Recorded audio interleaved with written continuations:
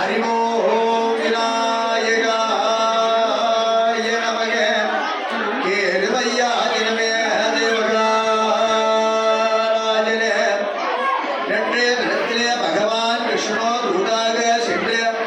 18 நாள் பாரத சண்டைக்கு குருவனிடத்தில் சண்டைக்கு நாள் வைத்த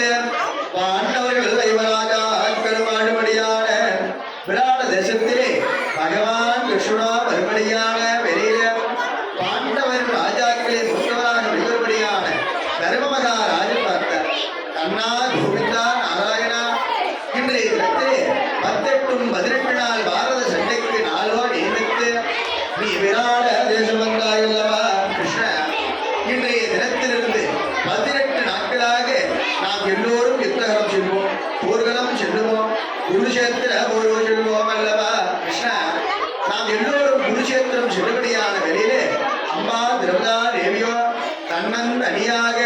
அவர் குருஷேத்திரத்தில் எப்படி இருப்பார் கிருஷ்ணா.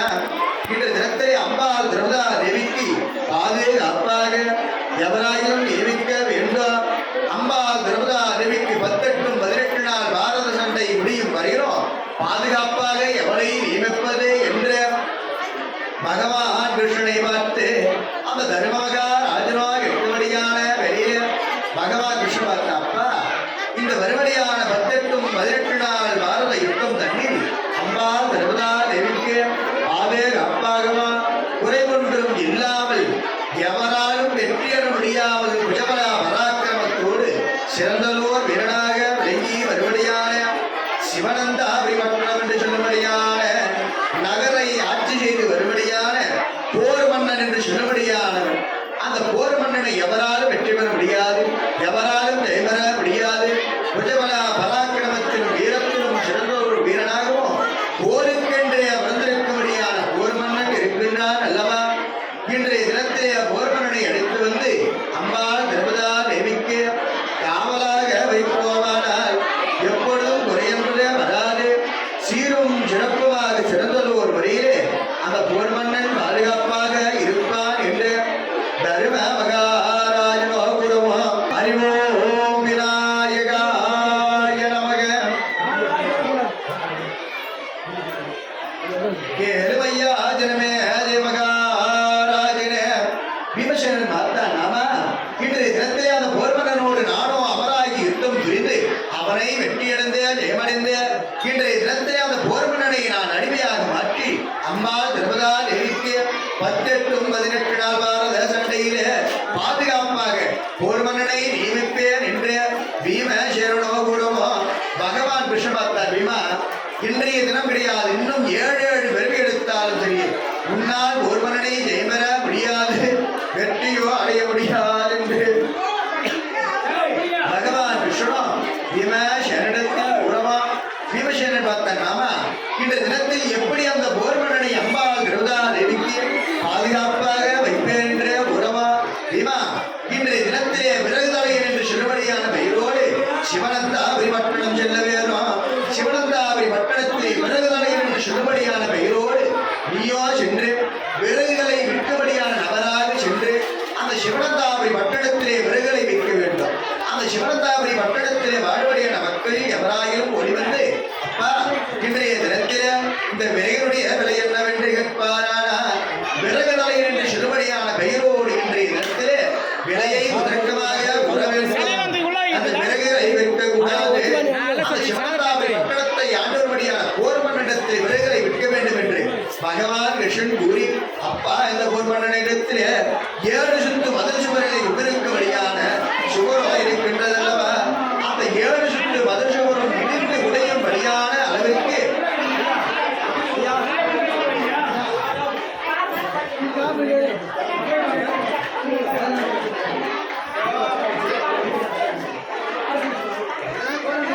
ஏழுமையா ஜனமே தேவகாராஜனே. பீமா, அந்த போர் மன்னனுடைய சிவனந்தாபுரி பட்டணத்தில் இருக்கும்படியான 7 சுத்த மதில் சுவரும் உடையும் படியாக விறகுகளை போட வேண்டும் என்று பீமனிடத்தே கூறவா. பகவான் விஷ்ணுடைய சொல்லி போன்றே வரும்படியான போர் மன்னனோ சிவனந்தாபுரி பட்டணத்திலே சென்று அங்கு இருக்கும்படியான விறகுகளை விற்பனை செய்யாமல் அங்கு வரும்படியான 7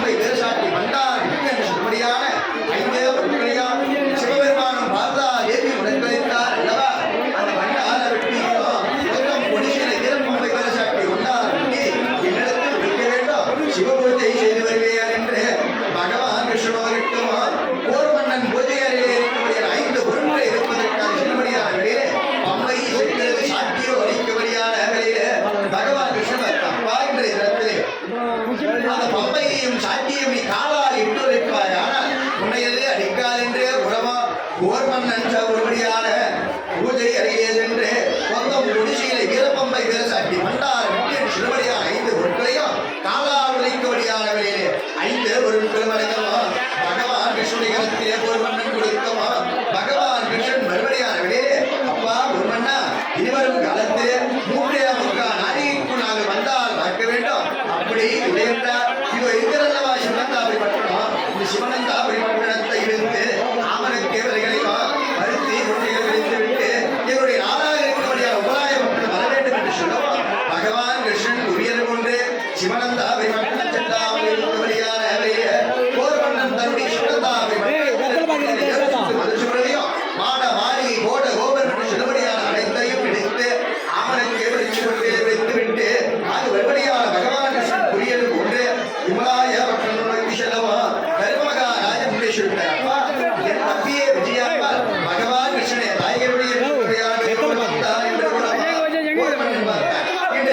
எனக்கு விஜயாம்பாள் வேண்டும் பெண்ணை திருமணம் செய்வேன் என்று உறவா பகவான் கிருஷ்ணா பார்த்தார் அப்பா தர்மமகா ராஜனே இந்த தினத்திலே பெண்ணுடுக்க வேண்டும் என்று உறவா கண்ணா கோவிந்தா நாராயணா எனக்கு தங்கை எவரை ஒழிப்பேன் என்று பகவான் கிருஷ்ணா ஒருபடியான வேலையில